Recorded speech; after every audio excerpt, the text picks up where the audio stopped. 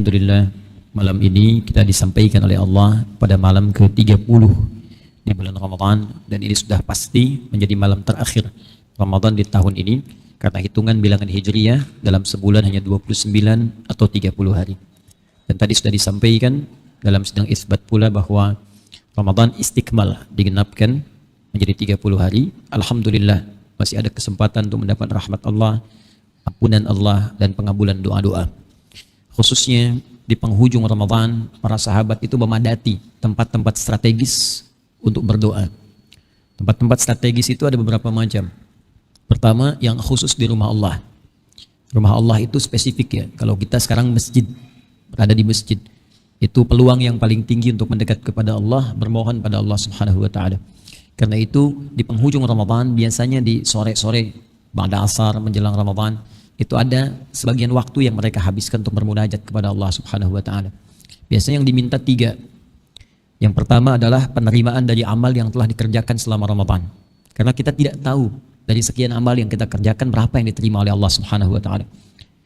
Beruntung dan bersyukurnya kita, Allah punya sifat asy-syakur. Asy-syakur itu yang maha menerima walaupun sedikit. Walaupun tadi kita sholat itu, taruhlah 2 rakaat gitu, belum tentu 100% khusyuk kan. Tapi dari 100% itu walaupun cuma 5-10% itu masih diterima oleh Allah Subhanahu wa taala.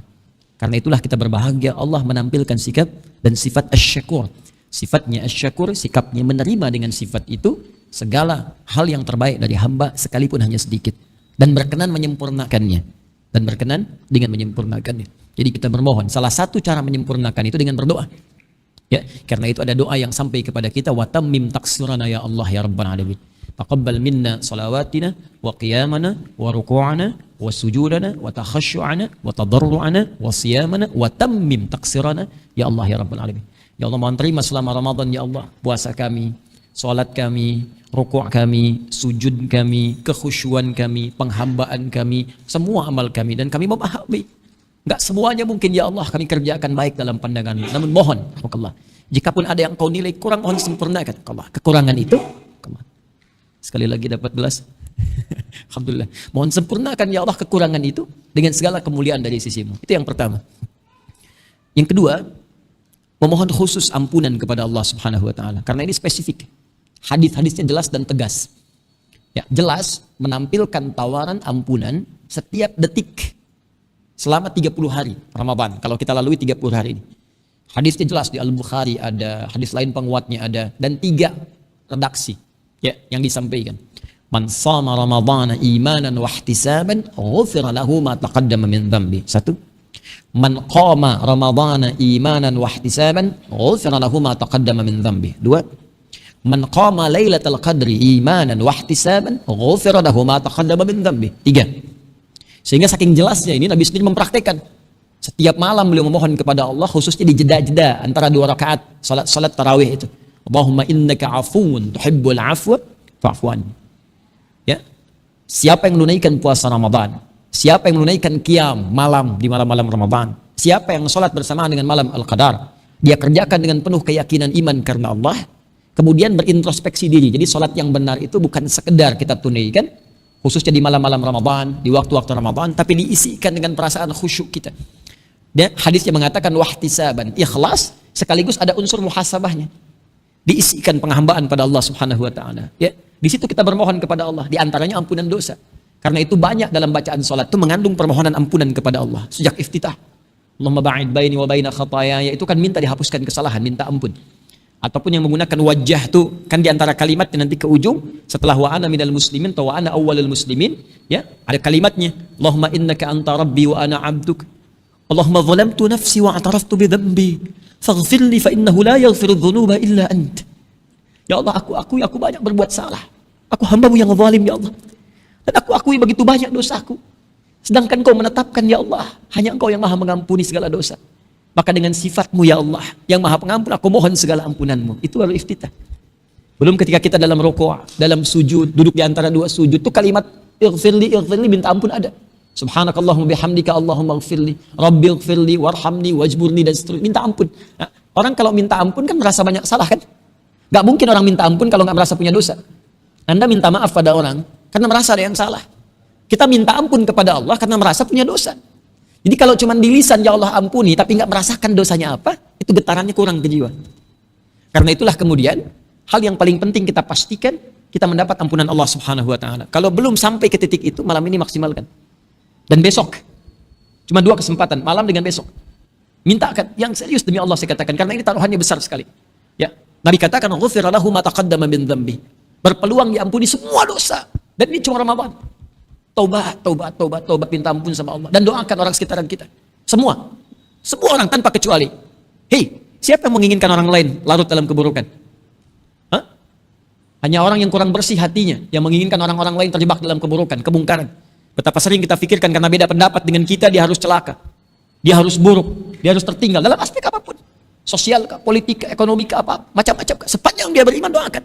Yang belum beriman pun kita doakan. Supaya Allah berikan hidayah. Pelaku maksiat kita doakan supaya taubat. Dan diri kita bermohon kepada Allah. Biasanya diwasilah. Kalau kita pandai mendoakan orang lain, nanti ditarik kemudian kemuliaan itu untuk menjadikan ampunan turun kepada kita. Minta. Ini kenapa saya penting sampaikan? Karena nanti yang terakhir tegas. Yang tadi jelas sekarang tegas. Ini karena dibentangkan 30 hari. Setiap detik. Selama 30 hari. Malaikat Jibril langsung memberikan satu penekanan yang kuat. Ini saya ulang-ulang. Saking pentingnya ini saya sampaikan. Nabi pernah naik ke atas mimbarnya untuk memberikan tausiah. Mimbar Nabi itu ada 3 gundukan. Ya, 3 step kayak tangga gitu. 1, 2, 3. Itu begitu naik setiap tangganya, malaikat Jibril memberikan statement. Perhatikan di antara statementnya. Raghima anfu rajulin. Sungguh kotor hidung seseorang itu. Ini bahasa kiasan, ungkapan. Ya, bu'dan maknanya. Bu'dan, sungguh tercela, jauh. Jadi di Arab itu kalau ingin menunjukkan seseorang yang tercela, itu hidungnya itu penuh dengan debu, kotor. Ya. Makanya dulu di masa Batavia, JP Kuhn itu ketika memerintah di Jakarta, ya, ada sepupu dia selingkuh, ya, dengan salah seorang prajurit yang jaga. Ketika selingkuh itu dihukum. Dipraktekkan pada masa itu. Yang perempuannya dirajam, yang laki-lakinya dihukum di depan dirajam juga, tapi sebelum kemudian dihukum, diberikan tanda ke masyarakat supaya jangan berbuat seperti ini. Dicorenglah kemudian dengan arang hidungnya. Maka dikenallah istilah hidung belang. Itu asalnya dari situ. Dibaca sejarah, baca sejarah, ya. Asalnya dari situ dikenal dengan istilah hidung belang. Maka saya ingin kembali, itu kata malaikat Jibril kalau kita ingin tafsirkan hidung belang. Ya, dalam konteks ini tercela, menunjuk perbuatan yang sangat tercela. Sungguh keterlaluan, di tafsir hadis lain dan keterlaluan katanya. Liman adraka Ramadhana falam yughfar lahu. Orang yang disampaikan oleh Allah ke bulan Ramadan tapi tak mampu diampuni dosa-dosanya. Ya, orang lain nggak sempat sampai. Kita sampai. Begitu sampai nggak dimanfaatkan. Sekali nggak dikasih, sekali dikasih, Anda nggak manfaatkan, ada kesempatan kedua. Kedua nggak dapat, ada ketiga. Tapi 30 hari diberikan, nggak dimanfaatkan. Keterlaluan kata malaikat. Tapi yang paling menarik kata Nabi, amin. Kabulkan ya Allah. Kabulkan. Ini yang paling bahaya, hati-hati ya. Hati-hati dengan kalimat ini. Nabi katakan amin, kabulkan ya Allah. Biasanya Nabi yang berdoa, malaikat mengaminkan. Ini kebalik. Malaikat yang berdoa, Nabi yang mengaminkan. Ini ada di Al-Mustadrak. Al-Mustadrak itu termasuk sahih. Karena disusulkan kepada syarat Al-Bukhari dan Muslim. Saya sering sampaikan di ilmu hadis, Imam Al-Bukhari meninggal, nggak semua hadis terkumpulkan. Imam Muslim datang, ya melengkapi sebagiannya. Imam Muslim meninggal, ada banyak hadis yang belum dikumpulkan. Makanya datang kemudian Imam Al-Hakim An-Naisaburi mengeluarkan kemudian beberapa syarat-syarat khusus di Al-Bukhari dan Muslim. Dari syarat ini dikumpulkan, lalu dicarilah hadis sesuai dengan kualifikasi tadi, syarat yang tadi. Maka ditemukan hadis-hadis, diantaranya hadis tadi. Disusulkanlah kemudian ke dalam Al-Bukhari dan Muslim. Disusulkan dalam bahasa Arab disebut Al-Mustadrak namanya. Maka diberi nama kitabnya Al-Mustadrak kayak karya Al-Hakim An-Naisaburi. Karena itu di penghujung Ramadan, malam-malam ujungnya. Kemudian nanti di penghujung ba'da asar menjelang ke maghribnya banyak yang bersimpuh kepada Allah. Di antara sahabat banyak nangis. Ya, 1 tadi memohon kepada Allah menerima amal ibadah. 2 diampuni dosa. Dan yang 3 yang paling penting, diberikan kesempatan untuk konsisten mempraktekkan hasil Ramadan di 11 bulan mendatang. Ya, awas hati-hati karena nanti ciri keberhasilannya pasca Ramadan, bukan saat Ramadan. Orang yang berhasil bukan saat trainingnya, saat mempraktekkan hasil training itu. Jadi kalau Anda ikut pelatihan di kepegawaian, di perusahaan, itu akan diduga dinilai berhasil pasca selesai training. Bagus nggak tampilan kerjanya? Kalau nggak bagus nanti nggak masuk kerjanya, dievaluasi. Sama persis dengan kita saat Ramadan. Kalau kita ingin membuktikan kepada Allah berhasil pasca Ramadan, ya, litasyi'a, untuk meluas fawaid Ramadan fi jami'il awqat. Semua manfaat Ramadan di setiap waktu, itu faedahnya kemuliaan satu waktu. Masjid tempat pertama. Kalau masih ada tempat nanti besok ya, setelah selesai misalnya pagi-pagi zikir pada Allah, siang kalau nanti mau meninggalkan i'tikaf ke tempat masing-masing, Boleh ke rumah, mampir dulu misalnya di masjid dekat rumah, boleh asarnya, atau mau selesaikan di sini tidak ada masalah. Atau kalau tidak sempat, kalau di beberapa masjid ada protokolnya, zona merah yang sangat kuat, kita menghormati itu, maka ambil di rumah dengan spesifik satu tempat. Apa tempatnya? Mihrab namanya. Ya, apa namanya? Mihrab. Nah, saya ingin luruskan persepsinya, mihrab itu bukan hanya tempat untuk imam di sini, bukan. Mihrab asalnya tempat khusus yang kita tujukan hanya untuk kepentingan ibadah saja. Untuk ibadah. Dan mihrab ini punya keistimewaan. Kalau dikhususkan untuk ibadah, maka dia memiliki dua keistimewaan yang sangat dahsyat. Bahkan tiga. Satu, mempercepat terkabulnya doa. Yang kedua, mempercepat datangnya rezeki. Yang ketiga, mempercepat lahirnya ampunan Allah Subhanahu wa taala. Satu, mempercepat terkabulnya doa. Kedua, mempercepat datangnya rezeki, bahkan dari sisi yang tidak diduga, nanti saya tunjukkan dalilnya. Dan yang ketiga, mempercepat datangnya ampunan Allah Subhanahu wa taala. Makanya kenapa imam posisinya di mihrab? Ya, kenapa? Karena imam menjadi pemimpin kita dalam sholat, dan imam yang menyampaikan permohonan kepada Allah dalam doa, dalam sholat. Karena itulah ditempatkan di mihrab, diharapkan doanya cepat dijawab oleh Allah. Karena itu disunnahkan sebelum memimpin itu menghadap kepada makmum, melihat keumuman makmumnya siapa yang salat. Adakah orang yang dalam perjalanan? Adakah orang yang terlihat dalam kesulitan? Adakah orang-orang anak kecil yang tidak mampu berdiri lama dan sebagainya? Lalu meletakkan surat terbaik, mohon kepada Allah termasuk dalam sujudnya. Ya. Nah, mihrab ini itu tidak hanya bisa kita khususkan di masjid, boleh kita tempatkan di rumah. Jadi selain bikin musalla agak besar lagi kalau di rumah misalnya, boleh di antara itu ada mihrab, tidak harus luas, tidak harus ruangan. Ada ruangan, alhamdulillah. Nggak ada ruangan, bentangkan sehamparan sejadah, cuma kita niatkan untuk mihrab. Kalau sudah mihrab tempatnya, ya, jadi mihrab itu yang tersekat namanya, ya, yang tersekat bisa dengan konteks tekstual, disekat ya dengan pintu, dengan ruangan, bisa jadi majas, ya. Artinya apa? Kita bentangkan sejadah, cuma sekat dengan area sejadah itu, nggak boleh kita berlaku di situ selain ibadah. Makanya handphone keluarkan, ya, jangan ngobrol, jangan macam-macam dunia, makan macam-macam, apalagi besok kan masih puasa, handphonenya keluarkan dulu, fokuskan ibadah di situ. Kalau bisa kita lakukan. Apa yang terjadi? Perhatikan teman-teman sekalian, ini yang dilakukan oleh Imran dengan Hannah.